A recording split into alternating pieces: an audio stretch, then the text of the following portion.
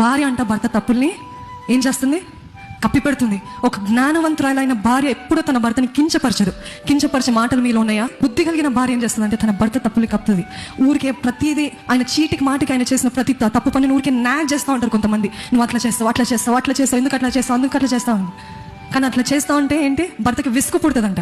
భర్తని లోపరుచుకోవాలంటే ఒకటే ఒక గుణం ఉండాలండి, నెమ్మది ఉండాలి. మీరు ఊరికే మాట్లాడేవారు, ఊరికే పోరాడేవారుగా, గొడవ పడేవారు ఉంటే భర్త ఎప్పుడు ఆయన హృదయాన్ని మీతో పంచుకోలేడు.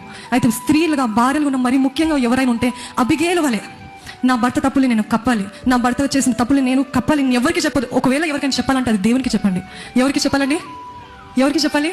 దేవునికి చెప్పండి. దేవునితో పంచుకోండి. పంచాయతీ చేయకండి. మన భారతదేశంలో ఇదొకటి కదా, ఇంట్లో ఏం గొడవ అయినా 10 మంది వచ్చి కూర్చొని నువ్వు ఎందుకు అలా చేస్తావమ్మా, చూడు నా భర్త ఇలా చేస్తాడు, నా భర్త ఇలా చేస్తాడని చెప్పడం. మళ్ళీ దాని తర్వాత మామూలుగా జీవించచ్చా? వాళ్ళు మామూలుగా బ్రతకగలుగుతారా? ప్రేమగా ఉండగలుగుతారా? దాని తర్వాత అదేవిధంగా మనం ఎన్నో కుటుంబాలని మనము పాడు చేసుకున్నాం. అందుకనే వాక్యంలో రాయబడింది, 3 రాళ్ళు తన సొంత చేతులతో తన ఇంటిని ఊడబె